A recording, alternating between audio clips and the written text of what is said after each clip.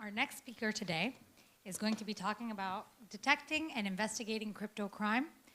As you guys all know, criminals continue to find ways to finance and conceal illicit activity on the blockchain. Erin Plante, the VP of Investigations at Chainalysis, is going to show us how blockchain analysis tools link cryptocurrency transactions to real-world entities and how this enables security experts to solve crimes. Erin has over 17 years experience in building solutions to investigate cyber crimes, monitor suspicious activity, and tackle risk. She is a certified anti-money laundering specialist and a member of the program faculty of the New York Bar Association's Cutting Edge Technology Series. Please welcome Erin.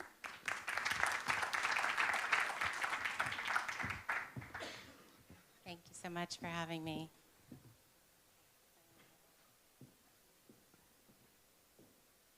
Hi, everyone. Thank you for having me today. I am joining my local colleagues here from the US, where Chainalysis is headquartered in New York. However, we have people all over the world, including here in Israel. As we talk about this technology growing and the ability to innovate for Web3 and blockchain technology to flourish, one of the components of that is tackling the illicit activity that occurs on the blockchain. And this is where Chainalysis fits in. So we work to build trust in blockchains by detecting and deterring the criminal activity that's occurring.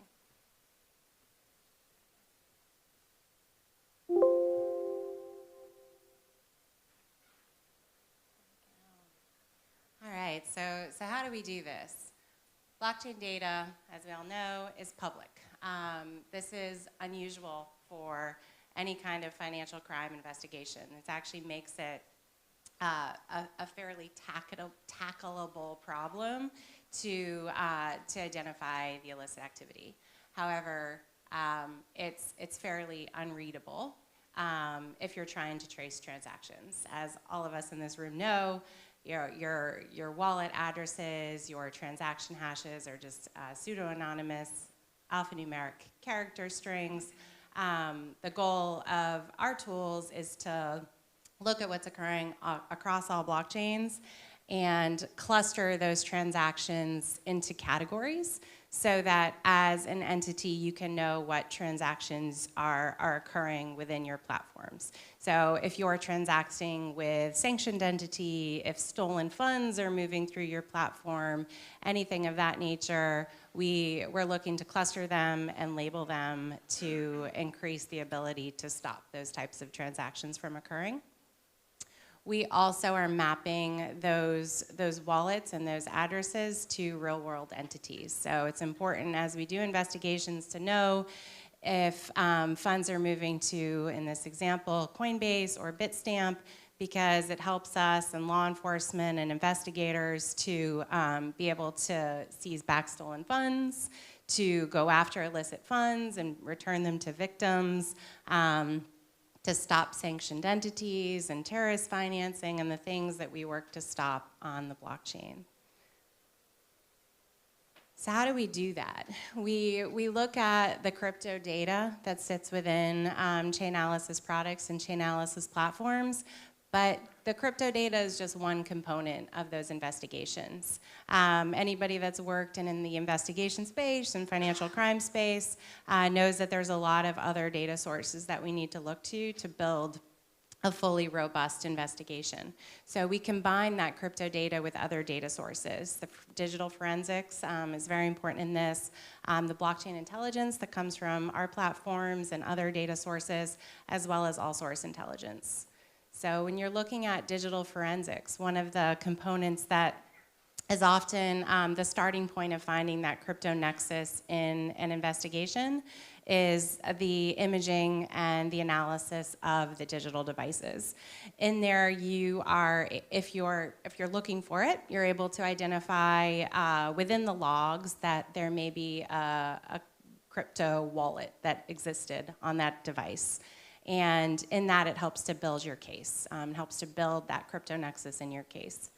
You can also look at the web activity and look at URLs and see if your individual has been accessing a website, a web platform, where they may be trading or accessing their wallet or doing something in crypto.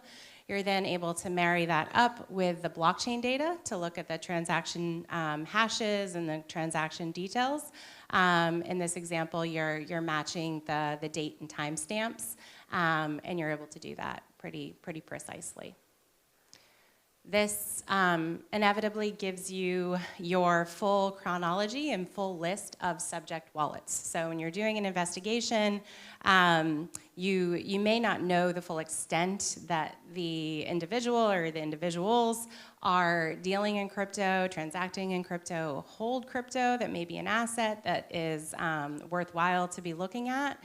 And this is giving you your full picture of what their crypto holdings are.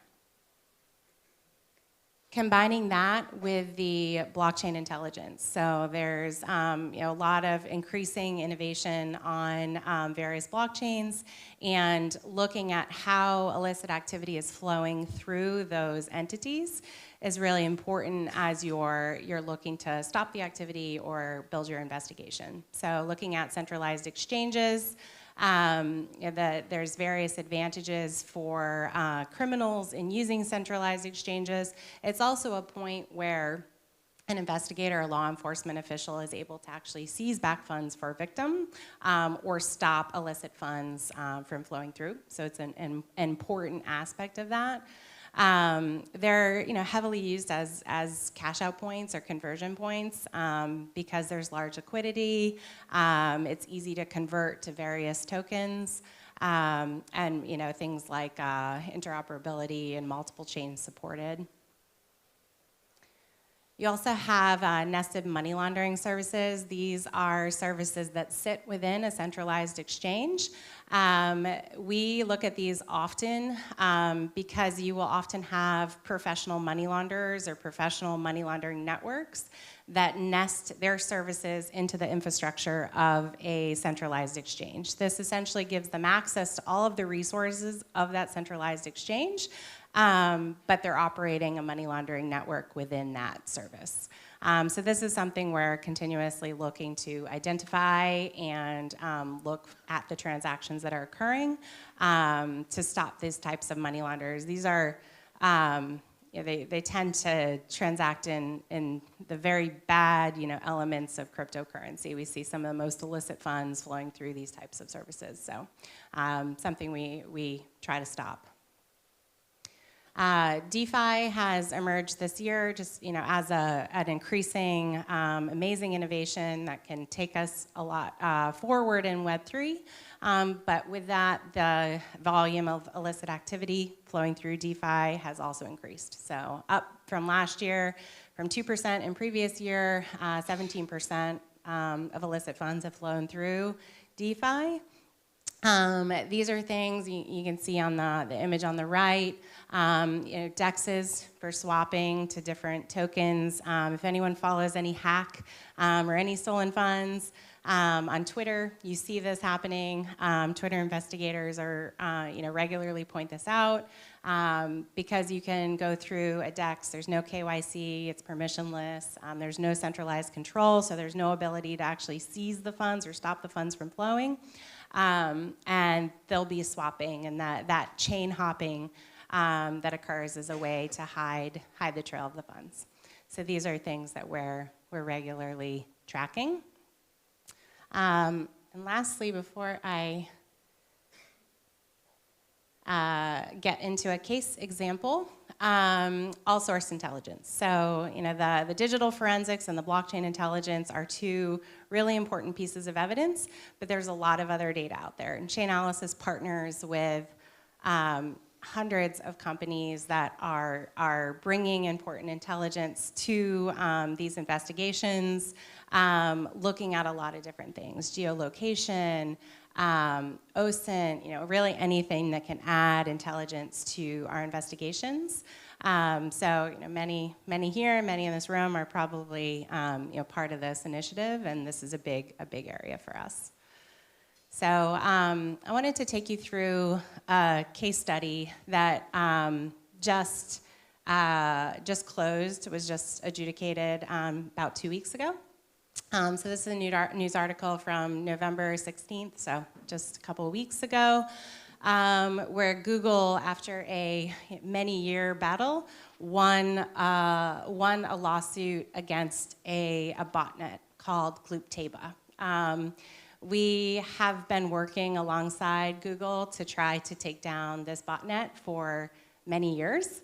It's a botnet that has infected millions and millions of computers around the world, stealing information, stealing bank account details, stealing money through those bank account details, doing all of the things that botnets do that are just terrible for society. This particular botnet was interesting and pesky.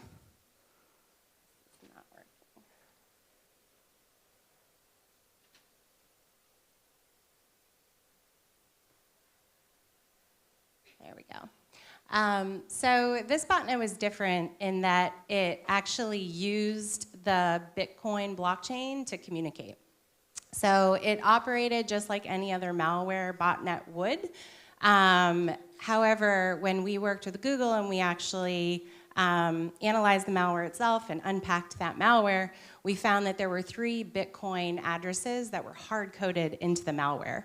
And also within the malware was a decryption key.